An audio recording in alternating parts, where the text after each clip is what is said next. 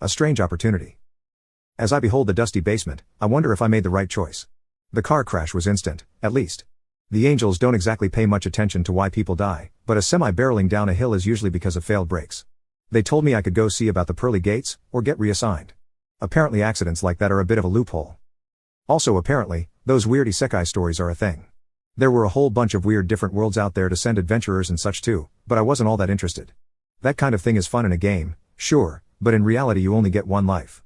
Or two, I guess? I was about to leave to talk to St. Peter, when the lady angel presenting the options tried one more. It was to become a dungeon. I was incredulous, but also intrigued. How does one become a dungeon? Well, one gets hit by a semi, I suppose. But how does one actually be a dungeon? Would it be like Dungeon Man in Earthbound? It was such a weird option, and she looked so desperate to fill that position, that I shrugged and accepted. I figured, worst case, I'll end up back here eventually, and I can just head to the gates instead. After accepting, I started to just dissolve, and the angel seemed so happy, telling me I wouldn't regret my decision. She was wrong, as watching my feet fade away filled me with regrets pretty quickly, but I had already agreed, and I can't stand backing out after agreeing to something. Even if it seems like it's going to immediately suck. Which brings us to the basement. Do note that I said behold, and not that I looked around. As far as I can tell, I don't have eyes. It makes sense, if I'm a dungeon. I'm just curious what kind of definition of a dungeon equals what feels like a rundown house. If most of those isekai stories are like playing an RPG, I feel like this one is more like a weird city builder, like maybe Dwarf Fortress. I just hope it's not as difficult. I feel like I'm a floating viewpoint, and it's pretty weird. I can also focus kind of out and feel the whole house. I even have a few little indicators for things. For one, I have denizens, which feels grandiose to call some rats and a bunch of spiders. I also have invaders in the form of roaches and flies. What I don't have is any idea how to do anything. After observing around a bit, I notice a tiny little orange gem that pops up with the word core above it. I don't know what it is, but the cupboard I found it in is labeled as my sanctum, so that's probably important, even if the gem is super tiny. More like a shard or a chip than a gem. Either way, I'd really like to put it somewhere more secure than just a cupboard. The spiders seem to want to protect it, though. I've seen them weaving an impressive tangle around it. Well, impressive for spiders. Maybe they just like the little glow it gives off? The flies definitely do. I watch one of my spiders finally scuttle up and bite into the first of the captured flies, and feel something weird. Mana obtained. Yeah, weird. More little notifications pop up as the spiders dig into their meals, each showing over the little flies before fading. So I get mana from the spiders doing things. What does mana do? It's gotta do something, right? If this is like a city builder, I probably use it to build my city of spiders and rats, though that still doesn't answer how. I try mentally yelling at the rats to do a backflip or file my taxes, but they ignore me. They do occasionally eat a roach, which seems to be more mana than a fly, but I get the feeling that's not saying much. I focus back on the spiders, since they seem to be actively, if accidentally, protecting the core. I notice one just starting to build a new web, and try to give it a command. Hey! Spider! Weave a heart into your web, instead of it just being a circle. Whoa! That took a bit of my mana. Not a ton, but more than a couple flies would give.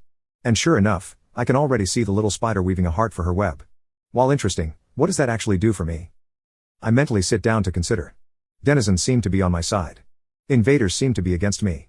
I get mana for killing invaders. The core is probably important. I mentally nod to myself as my next task is decided, get the core somewhere safe. Where would be somewhere safe? The cupboard is safe-ish, but I feel like I can do better. Pretty sure I'll need more mana to do that, though. Did I call this a city builder? Because I think it's an idle game, and I can't even click things to make it faster. I did find a few things of interest, at least. I found my spawners, I guess? There's a rat's nest in the basement, and the little room under the stairs leading to the second floor has a spider egg sac. I mostly discovered them on my quest to find something to click. When I focused on those two, though, I was presented with the option to spawn rats or spiders, respectively, for a mana cost. Spiders are dirt cheap, and rats are a bit expensive, at least at this point. I spawned one of each anyway, and after a little timer ticked down, a spider crawled out of the sack. Not a spiderling, a grown spider.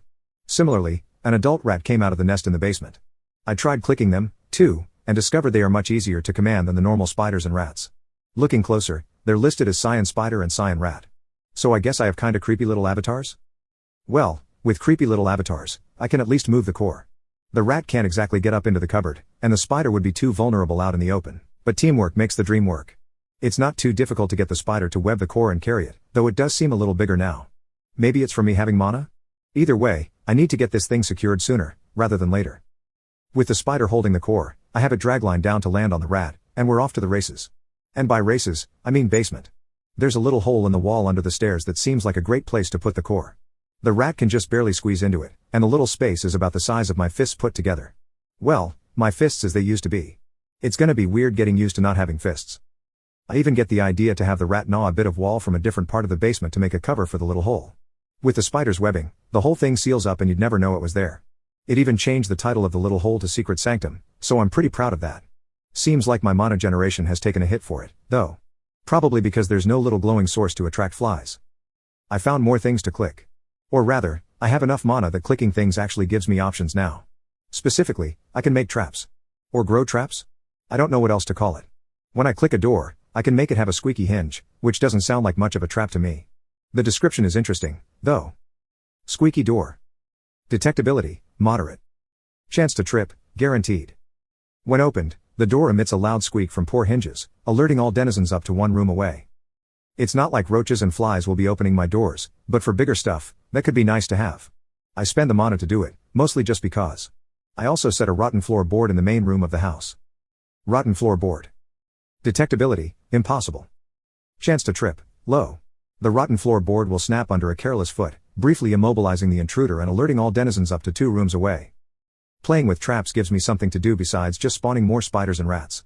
Only the first ones are science, which kinda sucks, but the new ones are cheaper, at least. They also seem kinda weak compared to even the normal critters. The normals seem to almost listen to them, though. I started having my spiders build webs around my various windows and other places flies could get in, and the normal spiders seemed drawn to them.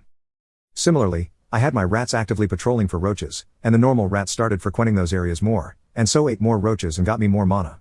Which I've been spending on upgrades for my rats and spiders. Well, upgrades on their spawners, at least. For the spiders, upgrading the egg sac seems to just make more egg sacs, which will passively spit out more spiders over time. With the various entrances mostly covered, I set a few of my spiders to just webbing up the basement, which the normals seem to take to with gusto. Anyone arachnophobic is going to stay well away from my basement. They even register as a swarm now, instead of individual spiders, which is encouraging. I've only been able to afford one upgrade for the rats so far, though. As far as I can tell, it just spawns slightly tougher rats now. Which is fine, it's not like roaches are dangerous to them. Oh. That could be, though. Someone just knocked.